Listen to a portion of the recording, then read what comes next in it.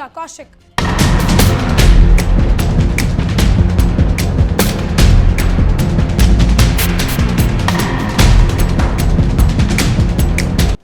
Middle east की तपती धरती इस वक्त बारूद के एक ऐसे दहकते हुए ज्वालामुखी पर बैठ चुकी है जिसकी भयानक लपटें पूरी दुनिया को अपनी चपेट में लेने के लिए बेताब है। वॉशिंगटन के व्हाइट हाउस से लेकर तेहरान के कमांड सेंटरों तक जुबानी जंग का दौर अब पूरी तरह से खत्म हो चुका है और अब उसकी जगह ले ली है सीधे सैन्य विनाश की इस खौफनाक धमकियों ने, जिसने पूरी दुनिया के बाजारों में हाहाकार मचा दिया। एक तरफ दुनिया के सबसे ताकतवर मुल्क के राष्ट्रपति डोनाल्ड ट्रंप ने गरजते हुए साफ कह दिया कि अगर ईरान सीधे कूटनीति बातचीत की मेज पर नहीं आता तो अमेरिकी वायुसेना अगले हफ्ते से ईरान की रीढ़ की हड्डी कहे जाने वाले पावर प्लांट्स, विशाल बांधों और बड़े पुलों को बम बरसाकर मलबे के ढेर में तब्दील करना शुरू कर देगी। लेकिन ट्रंप की इस खुली चेतावनी के जवाब में ईरान के सैन्य कमांडरों ने जो पलटवार किया है, जिसने मिडल ईस्ट के समीकरणों को हिलाकर रख दिया है। ईरान ने दो टूक शब्दों में कह दिया कि अगर उनके देश की किसी भी बुनियादी ढांचे को छूने की हिमाकत भी की तो पूरे मिडल ईस्ट में मौजूद अमेरिकी ठिकानों और उनके पिट्ठू देशों के रणनीतिकारक या रणनीतिक इंफ्रास्ट्रक्चर का एक ऐसा नामो निशान मिटाया जाएगा कि आने वाली पीढ़ियां उनका नक्शा तक भूल चुकी होंगी। इस खूनी खेल की सबसे बड़ी दूरी बना हुआ है दुनिया की रगों में दौड़ने वाले कच्चे तेल का सबसे बड़ा रास्ता, यानी हॉर्मुज जलडम मध्य, जिसे हम स्ट्रेट ऑफ हॉर्मुज भी कहते हैं, जहां दोनों देशों के बीच वर्चस्व की ऐसी खूनी जंग छूट चुकी है कि पाकिस्तान की मध्यस्थता से जून में हुआ ऐतिहासिक सीजफायर अब पूरी तरह से हवा में उड़ चुका है और अमेरिकी सुपरसोनिक जेट्स लगातार 5वीं रात ईरान के रणनीतिक द्वीपों को निशाना बना रहे हैं,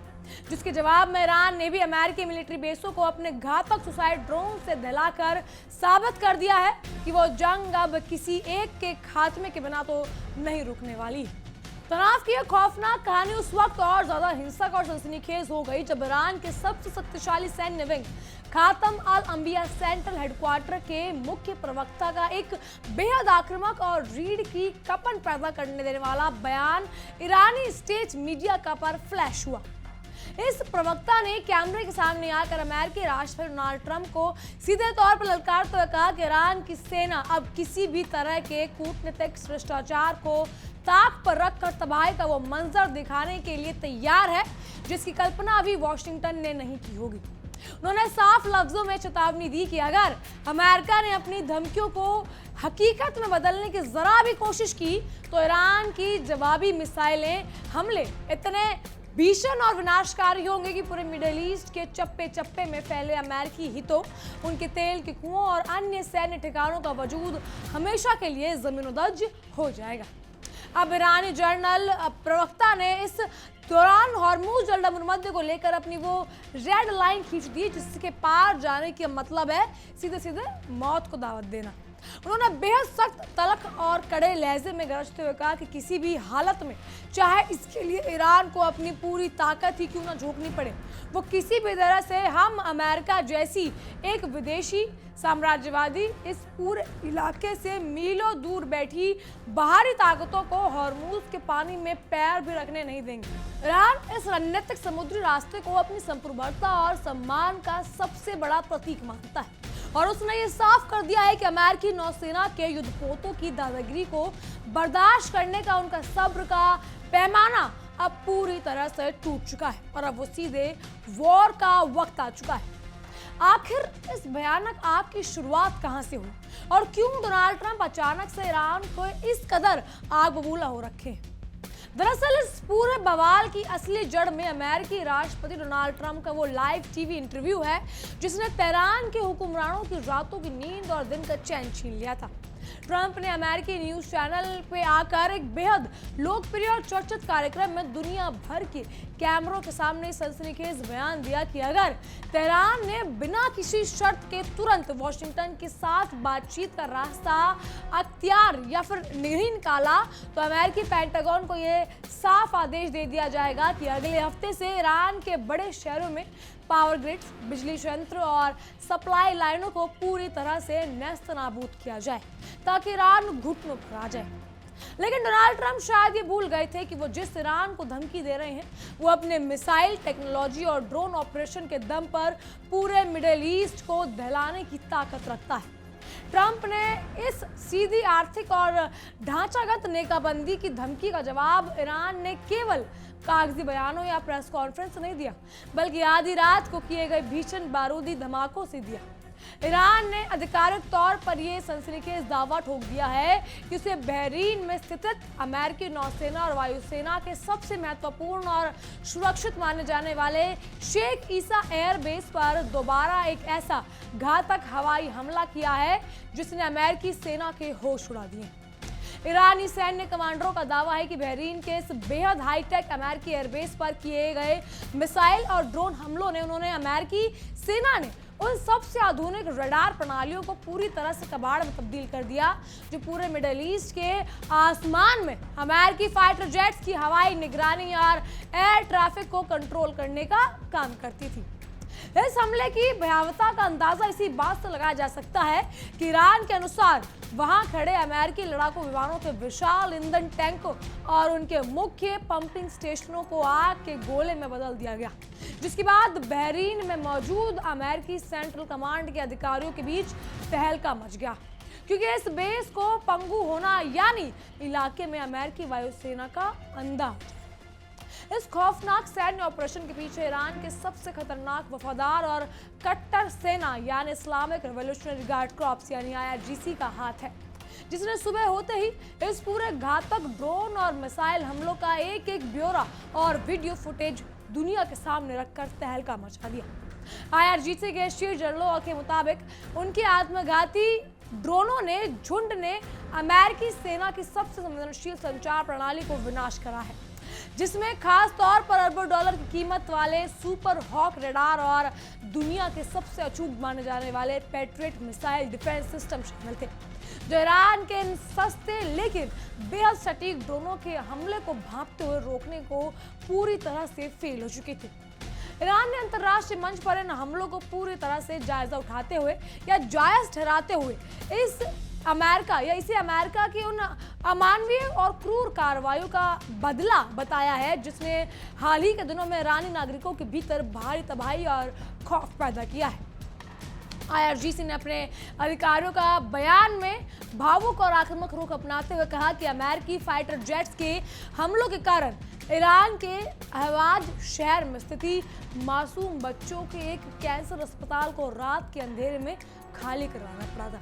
और इतना ही नहीं, इलाम प्रांत के सीमावर्ती क्षेत्र में करबाला की पवित्र यात्रा पर जाने वाले बेकसूर तीर्थ यात्रियों के लिए बनाए गए पानी उत्पादन यंत्र को भी अमेरिकी बमों ने तबाह कर दिया,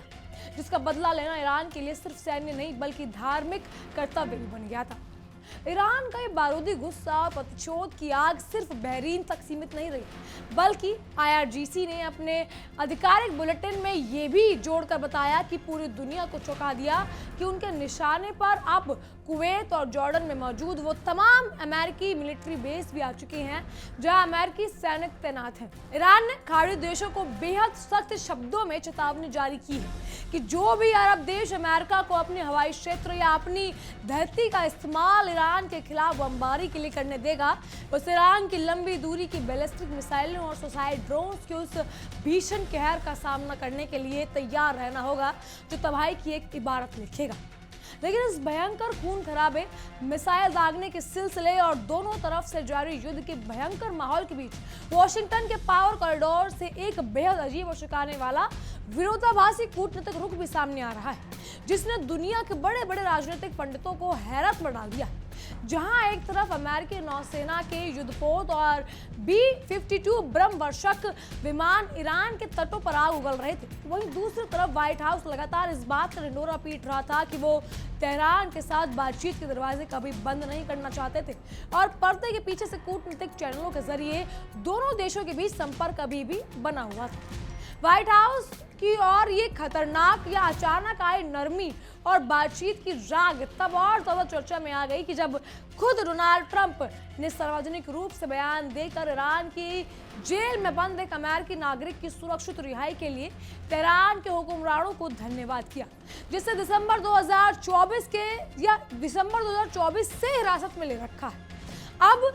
इस अप्रत्याशित धन्यवाद प्रस्ताव को अंतर्राष्ट्रीय डिप्लोमेसी के जानकार एक बहुत बड़ी बैक चैनल शुरुआत मान रही है, जिससे यह साफ संकेत मिलता है कि युद्ध के मैदान में एक दूसरे का खून बहाने के बावजूद दोनों ही महाशक्तियां पूरी तरह से विनाश के उस मोड़ पर नहीं जाना चाहती जहां से वापसी का कोई रास्ता ही ना बचे। हालांकि इस तथा कथित कूटनीतिक नरमी के मुखौटे के पीछे से अमेरिका अपनी वो पुरानी साम्राज्यवादी धौंस और हेकड़ी दिखाने से बाज आज भी नहीं आ रहा जो उसकी विदेश नीति का हिस्सा रही। व्हाइट हाउस की तेज तर्रार प्रेस सेक्रेटरी ने वॉशिंगटन में मीडिया के सामने आकर बेहद कड़े और धमकी भरे लहजे में साफ कर दिया कि अगर ईरानी हुक्मरानों को अमेरिका से पर्दे के पीछे कहीं और जाके बातें या वादों से मुकरते हैं या किसी भी तरह से की चालाकी करने की कोशिश करते हैं तो राष्ट्रपति डोनाल्ड ट्रंप उन्हें इसके लिए दुनिया के सबसे जवाबदेह ठहराएंगे और इसी कीमतें वसूलेंगे या इसकी ऐसी कीमतें वसूलेंगे कि ईरान को संभलने का मौका भी नहीं मिलेगा।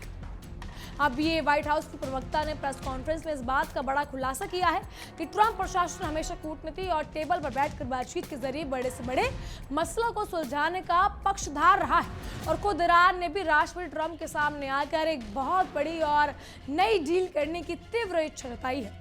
जिस पर दोनों पक्ष विचार भी कर रहे हैं। लेकिन इस बातचीत के बड़े दावों के बीच उन्होंने ईरान को उसकी औकात और एक सख्त लक्ष्मण रेखा भी याद दिला दी है कि अमेरिका किसी भी सूरत में चाहे कुछ भी हो जाए हॉर्मुज़ स्ट्रेट में अंतर्राष्ट्रीय जहाजों और व्यापारिक काफिलों पर ईरानी नौसेना के हमलों को कतई बर्दाश्त नहीं करेगा। अमेरिकी प्रेस सेक्रेटरी ने पूरी दुनिया के सामने ईरान को सीधे जवाब देते हुए कहा है कि अगर ईरान ने अपनी हरकतों से बाज नहीं आते हैं तो हॉर्मुज़ जल मध्य से गुजरने वाला दुनिया के सबसे महत्वपूर्ण तेल टैंकरों या मालवाहक जहाजों के रास्ते में रोड़ा अटकाने या उन पर मिसाइल दागने की हिमाकत की तो अमेरिकी सेना के सेंटकॉम कमांड को ये खुली छूट होगी कि वो ईरान के पूरे नौसैनिक बेड़े को समुद्र की गहराइयों में दफन कर दे। अमेरिका की ये दोहरी चाल बेहद खतरनाक है, जहां वो एक हाथ में बातचीत का लॉलीपॉप थमा रहा है तो दूसरे हाथ में ईरान को चारों तरफ से घेर कर पूरी तरह से घुटनों पर ला देने की खूनी रणनीति पर काम कर रहा है। इस पूरी महाजंग का सबसे बड़ा और काला सच ये है कि इस साल जून के महीने में पाकिस्तान की कड़ी मशक्कत और मध्यस्थता के बाद दोनों देशों के बीच जो ऐतिहासिक सीज फायर यानी युद्ध विराम समझौता हुआ था वो अब पूरी तरह से जलकर खाक हो चुका है और उसका कोई नामो निशान बाकी नहीं बचा।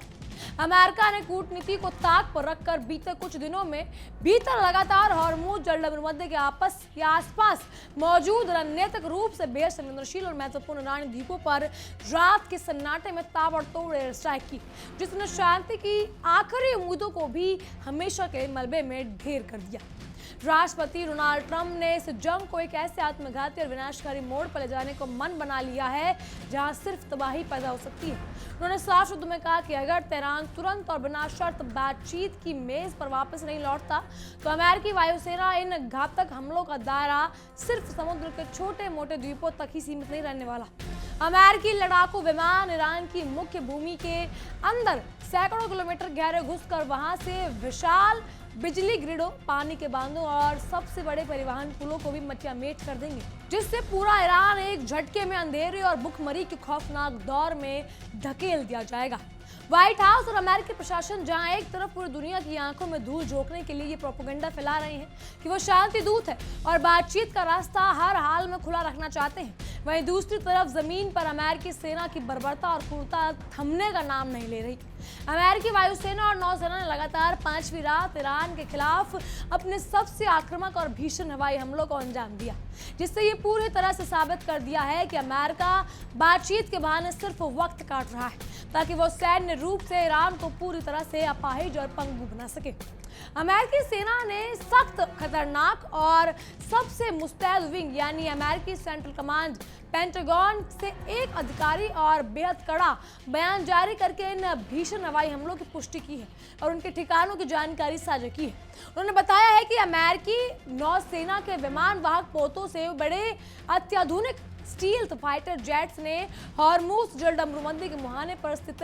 बेहद संवेदनशील कैशम द्वीप और उसके ठीक सामने मौजूद बंदर अब्बास के तटीय इलाकों को निशाना बनाकर सैकड़ों टन बारूद बरसाया, जिसका एकमात्र मकसद ईरान की उस तटीय सैन्य ताकत को जमीनदोज करना है जिसे वो पूरे समुद्र में अपना दबदबा कायम रख सके।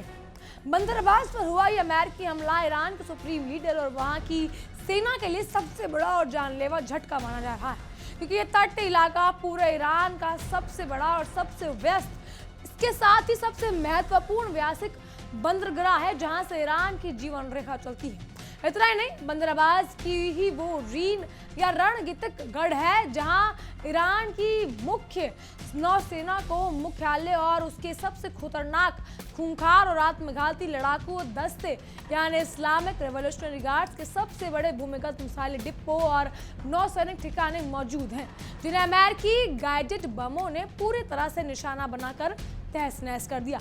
अब यहाँ ये समझना बेहद जरूरी है कि आखिर स्ट्रेट ऑफ हॉर्मूज नाम का समुद्री रास्ता इस पूरे विशालकाय और खूनी लड़ाई के केंद्र में क्यों बना हुआ है और क्यों दोनों देशों के लिए इसके लिए विश्व युद्ध छेड़ने को तैयार है।